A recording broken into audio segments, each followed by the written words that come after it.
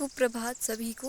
आपका मेरे ब्लॉग में स्वागत है और ये इस चैनल पर इस तरह का दूसरा व्लॉग है। मैं नई तरह से वीडियोस डालना शुरू कर रही हूँ। तो जैसा कि आपने पिछली वीडियो में देखा, मैं थिनिंग और मल्च मैट बिछा रही थी। वो एक नीचे वाला, सबसे नीचे वाला जो बगीचा है, मल्च मैट वहाँ पर बिछ गई है। और इस खेत से जो नीचे वाला आप मेरे पीछे देख पा रहे हैं, ये वाला बगीचा, इसमें कल पूरी थिनिंग कर दी थी। कल मौसम भी थोड़ा सा ख़राब था, जिसकी वजह से मैं बाद में शूट नहीं कर पाई। नीचे वाला खेत की पूरी तरह से प्रूनिंग हो चुकी थी, आज थिनिंग हो चुकी थी। आज इसकी थिनिंग मैं कर रही हूँ। अभी मैं यहाँ पर थिनिंग कर रही थी, पिछले कल यहाँ पर थिनिंग कर रही थी। ये पिछले कल ख़त्म कर दिया था, जो कि आपने पिछली वीडियो में भी ज़रूर देखा होगा। और अभी ये वाली यहाँ की थिनिंग करके मैं जा रही हूँ इस बगीचे की ओर, नीचे वाले की ओर।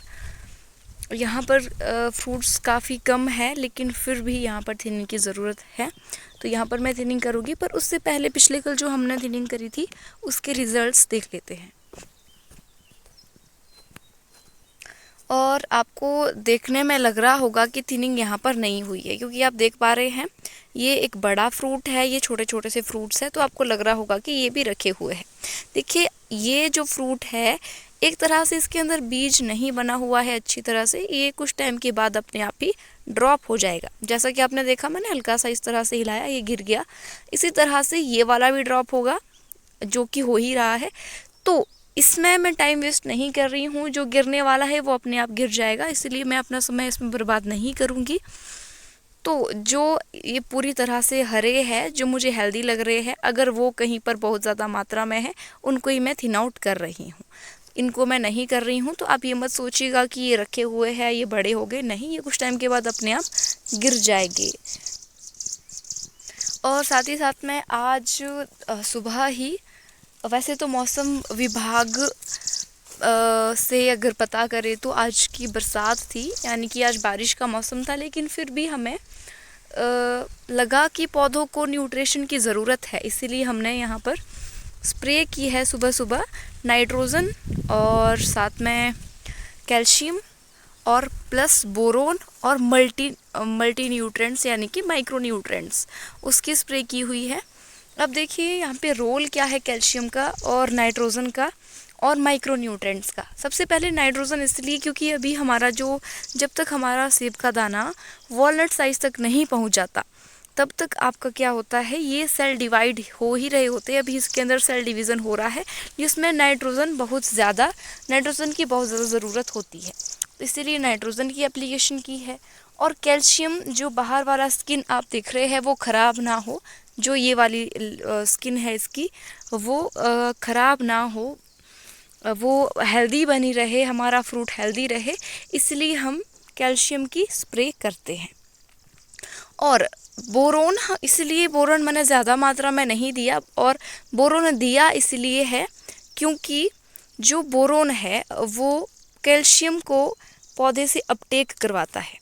अगर पौधे के पास कैल्शियम है लेकिन बोरोन नहीं है, तो कैल्शियम अपटेक नहीं होता है, जिसकी वजह से कैल्शियम की स्प्रे आपकी व्यर्थ चली जाती है। इसीलिए आपको भी इस चीज़ का ध्यान देना है। जब भी आप कैल्शियम की स्प्रे कर रहे हो, तो आप बोरोन ज़रूर यूज़ करें, ताकि पौधा उसे अपटेक कर सके। इस चीज़ का आपको ध्यान रखना है।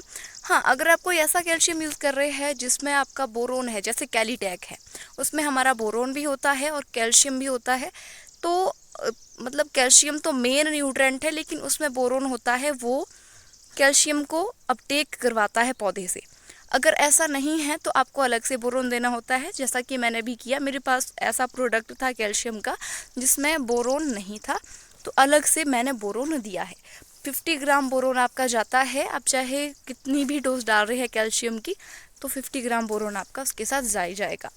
और इसके साथ माइक्रो न्यूट्रेंट्स, 3 चीज़ों की स्प्रे हुई, एक नाइट्रोजन की और एक कैल्शियम की और एक माइक्रो न्यूट्रेंट्स की, जिसमें आपका जिंक भी रहता है, थोड़ा सा बोरोन भी है, थोड़ा सा माइक्रो न्यूट्रेंट में कैल्शियम भी था, फॉस्फेट था, और बाकी तरह के न्यूट्रेंट्स थे। उसकी ज़रूरत रहती है अभी फ्रूट को, क्योंकि अभी फ्रूट बढ़ रहा है, तो उसका हेल्दी होना ज़रूरी है, पौधे का हेल्दी होना भी ज़रूरी है। तो तो ये स्प्रे की हुई है। अभी मौसम ख़राब तो नहीं हो रहा है, लेकिन हल्के हल्के से बादल है, जिसकी वजह से मैं दोपहर के 1 बजे भी काम कर पा रही हूँ। नहीं तो यहाँ पे बहुत तीखी, बहुत तेज़ धूप पड़ती है, जिसकी वजह से काम कर पाना मुश्किल होता है। तो अब यहाँ पर इन दोनों बगीचों में काम ख़त्म है एक हिसाब से। बाकी जो नई सेटिंग होगी, कई कई जगह पर फ्लावरिंग थोड़ी देर से होती है, और वहाँ पर जो फ्रूट सेट होगा तो उसके लिए बगीचे में आते जाते रहना चाहिए, ताकि जो नई सेटिंग हो रखी है वो उसको भी उसकी भी आप थिनिंग कर सके। मेरे पास एक ये वाली रो है, एक ये वाली रो है, 2 रोज़ है। यहाँ पर मुझे थिनिंग करनी है। उसके बाद इससे नीचे एक खेत है, वहाँ पे भी थिनिंग करनी है। अब देखते हैं कितना हो पाता है। अभी आप यहाँ पर इस पौधे में मेरे साथ देख पा रहे हैं, इसमें जो न्यू ब्रांचेस है वो निकली हुई है। यहाँ पर कोई नोचिंग भी नहीं हुई है, अपने आप ही निकली हुई है, काफ़ी अच्छी बात है। लेकिन ये जो ब्रांचेस है ये कुछ ज़्यादा ही ग्रो हो रही है, हमें इससे ज़्यादा ग्रोथ नहीं चाहिए। तो हम क्या करेंगे, हल्का सा ऑक्सीजन इसका रिमूव कर देंगे। ऑक्सीजन क्या होता है, आगे वाली जो ये भाग है, आगे वाली जो पत्तियाँ हैं, यहाँ पर तो मैं सभी का ऑक्सीजन रिमूव कर चुकी हूँ। आगे वाली जो पत्तियाँ हैं, 2-3 पत्तियाँ आपको रिमूव कर देनी है, वही ऑक्सीजन होता है, वही प्रेरित करता है ब्रांच को बढ़ने के लिए। तो उसको आपको रिमूव कर देना है। आपकी जो ब्रांच है फिर वो अपनी एनर्जी पीछे की ओर लगाएगी, अपनी थोड़ी थिकनेस बढ़ाएगी, अपनी जो मोटाई है उसको बढ़ाएगी, खुद को स्ट्रॉन्ग ये करेगी। तो इस चीज़ का आपको ज़रूर ध्यान देना है। और कई बार आप यहाँ पर ऐसे ऑक्सीजन रिमूव करके फिर आपको यहाँ से सेकेंड ब्रांच दिखेगी, तो उसको भी आपको रिमूव कर देना है। मेरे पौधे में भी कहीं कहीं पर ऐसा है, तो मैं ये काम भी साथ साथ में करती हुई चलूँगी। और जैसा कि मैंने कहा, यहाँ पर थिनिंग करने के लिए बहुत कम है, तो मेन काम यहाँ पर अभी मेरे लिए है समर प्रूनिंग, एक तरह से जो अनवांटेड ब्रांचेस है उसको रिमूव करना।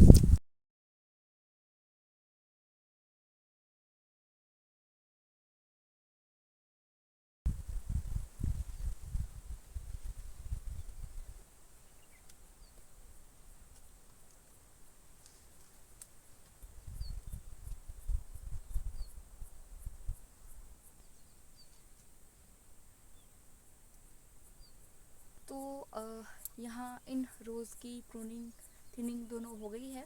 यहाँ पे मैंने दोनों ही की है, क्योंकि यहाँ पर फ्रूट थिनिंग करने को काफ़ी कम थी।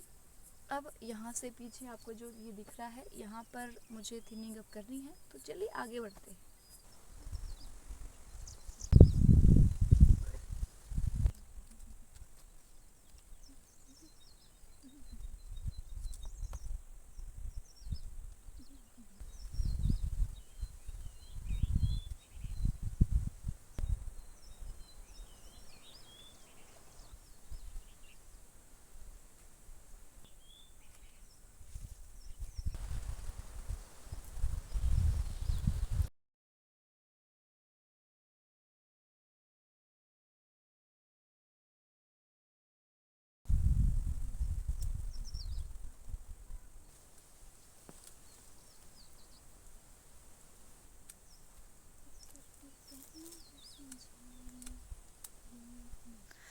यहाँ पर भी थिनिंग हो चुकी है।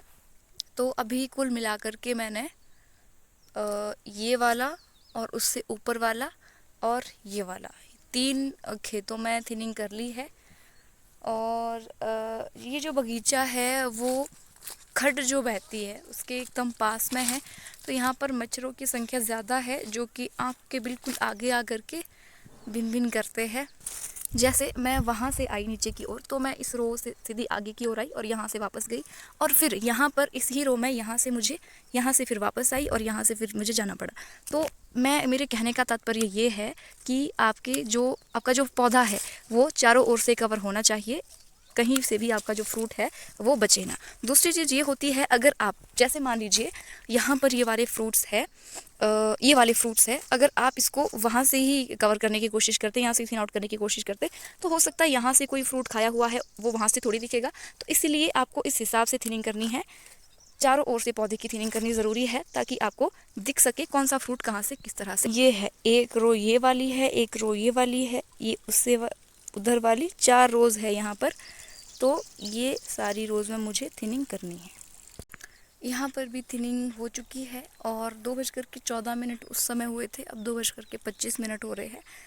यानी कि मैंने लगभग 10 मिनट के अंदर अंदर थिनिंग ख़त्म कर दी, क्योंकि यहाँ पर फ्रूट्स बहुत कम थे और समर प्रूनिंग करने को भी नहीं थी। पर मैं इन मच्छर से बहुत ज़्यादा परेशान हो चुकी हूँ, जो मेरी आँखों के आगे आ कर के डांस कर रहे हैं। तो आगे ये वाली रो है, एक ये वाली रो है, इन दोनों में मुझे प्रूनिंग करनी है, जिसमें से कि मुझे यहाँ से आगे जा कर के वहाँ से वापस आ कर के फिर से वहाँ से जाना होगा। ये रोज़ काफ़ी लंबी है तो इसमें थोड़ा ज़्यादा समय लगेगा। चलिए देखते हैं, नोट करते हैं टाइम कितना समय मुझे लगता है। हे फ्रेंड्स, क्या आप मुझे देख पा रहे हैं? मैं तो आपको देख पा रही हूँ। इन मच्छरों से मैं इतनी परेशान हो गई हूँ कि मुझे अपनी आंखों पे ऐसे पर्दा करना पड़ रहा है, तो मैं थोड़ी डिस्टर्ब नहीं हो रही हूँ, तभी मैं काम कर पाई।